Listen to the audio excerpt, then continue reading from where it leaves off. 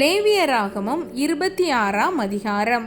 நீங்கள் உங்களுக்கு விக்கிரகங்களையும் சுரூபங்களையும் உண்டாக்காமலும் உங்களுக்கு சிலையை நிறுத்தாமலும் சித்திரம் தீர்ந்த கல்லை நமஸ்கரிக்கும் பொருட்டு உங்கள் தேசத்தில் வைக்காமலும் இருப்பீர்களாக. நான் உங்கள் தேவனாகிய கர்த்தர். என் ஓய்வு நாட்களை ஆசரித்து என் பரிசுத்த ஸ்தலத்தை குறித்து பயபக்தியாய் இருப்பீர்களாக. நான் கர்த்தர். நீங்கள் என் கட்டளைகளின்படி நடந்து என் கற்பனைகளை கைக்கொண்டு அவைகளின்படி செய்தால் நான் ஏற்ற காலத்தில் உங்களுக்கு மழை பெய்ய பண்ணுவேன். பூமி தன் பலனையும் வெளியில் உள்ள மரங்கள் தங்கள் கனியையும் கொடுக்கும். திராட்சை பழம் பறிக்கும் காலம் வரைக்கும் போரடிப்பு காலம் இருக்கும். விதைப்பு காலம் வரைக்கும் திராட்சை பழம் பறிக்கும் காலம் இருக்கும். நீங்கள் உங்கள் அப்பத்தை திருப்தியாக சாப்பிட்டு உங்கள் தேசத்தில் சுகமாய் குடியிருப்பீர்கள். தேசத்தில் சமாதானம் கட்டளையிடுவேன். தத்தளிக்க பண்ணுவார் இல்லாமல் படுத்துக் கொள்வீர்கள். துஷ்ட மிருகங்களை தேசத்தில் இராதபடிக்கு ஒழிய பண்ணுவேன். பட்டயம் உங்கள் தேசத்தில் உலாவுவதில்லை. உங்கள் சத்துருக்களை துரத்துவீர்கள். அவர்கள் உங்கள் முன்பாக பட்டயத்தால் விழுவார்கள். உங்களில் 5 பேர் 100 பேரை துரத்துவார்கள். உங்களில் 100 பேர் 10,000 பேரை துரத்துவார்கள். உங்கள் சத்துருக்கள் உங்களுக்கு முன்பாக பட்டயத்தால் விழுவார்கள். நான் உங்கள் மேல் கண்ணோக்கமாயிருந்து உங்களை பலுகவும் பெருகவும் பண்ணி உங்களோடே என் உடன்படிக்கையை திடப்படுத்துவேன். போன வருஷத்து பழைய தானியத்தை சாப்பிட்டு புதிய தானியத்துக்கு இடமுண்டாகும்படி பழையதை விலக்குவீர்கள். உங்கள் நடுவில் என் வாசஸ்தலத்தை ஸ்தாபிப்பேன். என் ஆத்துமா உங்களை அரோசிப்பதில்லை. நான் உங்கள் நடுவிலே உலாவி உங்கள் தேவனாயிருப்பேன். நீங்கள் என் ஜனமாயிருப்பீர்கள்.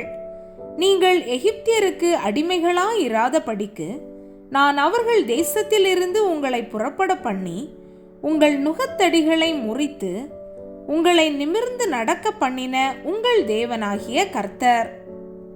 நீங்கள் எனக்கு செவி கொடாமலும் இந்த கற்பனைகள் எல்லாவற்றின்படி செய்யாமலும் என் கட்டளைகளை வெறுத்து உங்கள் ஆத்துமா என் நியாயங்களை அரோசித்து என் கற்பனைகள் எல்லாவற்றின்படியும் செய்யாதபடிக்கு என் உடன்படிக்கையை நீங்கள் மீறி போடுவீர்களாகில் நான் உங்களுக்கு செய்வது என்னவென்றால் கண்களை பூத்து போக பண்ணுகிறதற்கும் இருதயத்தை துயரப்படுத்துகிறதற்கும் திகிலையும் ஈழையையும் காய்ச்சலையும் உங்களுக்கு வரப்பண்ணுவேன்.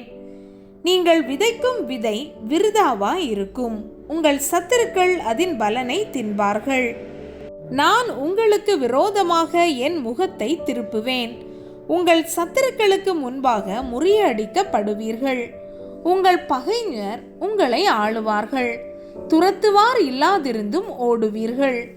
இவ்விதமாய் நான் உங்களுக்கு செய்தும் இன்னும் நீங்கள் எனக்கு செவிகொடாதிருந்தால் உங்கள் பாவங்களின் நிமித்தம் பின்னும் ஏளத்தனையாக உங்களை தண்டித்து உங்கள் வல்லமையின் பெருமையை முறித்து உங்கள் வானத்தை இரும்பை போலவும் உங்கள் பூமியை வெண்கலத்தை போலவும் ஆக்குவேன். உங்கள் பெலன் விருதாவிலே செலவழியும். உங்கள் தேசம் தன் பலனையும் தேசத்தின் மரங்கள் தங்கள் கனிகளையும் கொடுக்க மாட்டாது.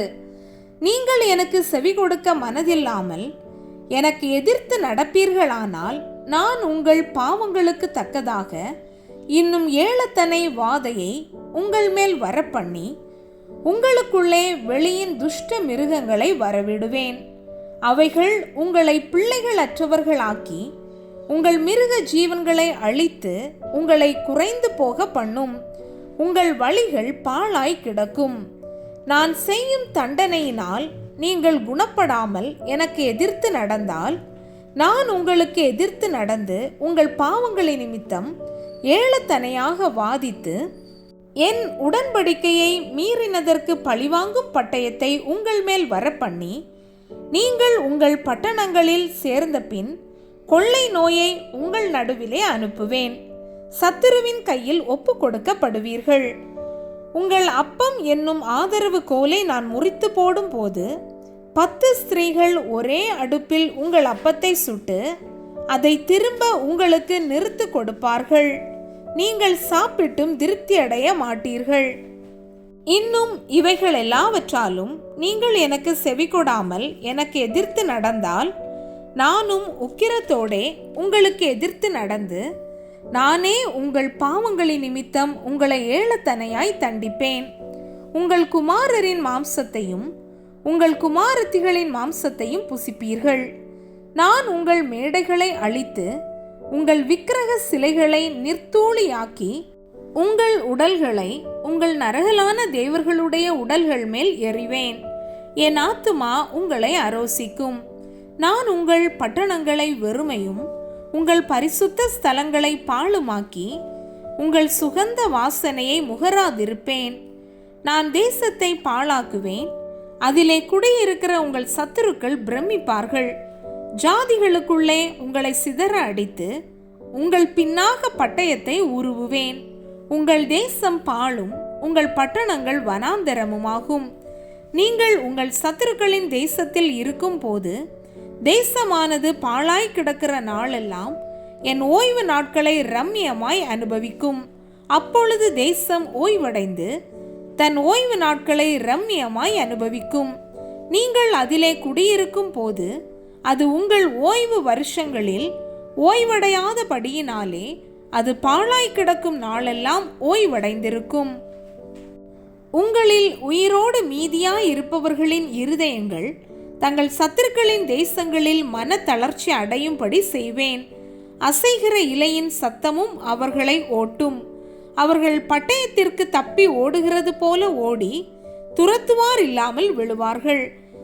துரத்துவார் இல்லாமல் பட்டயத்துக்கு முன் விழுவது போல ஒருவர் மேல் ஒருவர் இடறி விழுவார்கள்.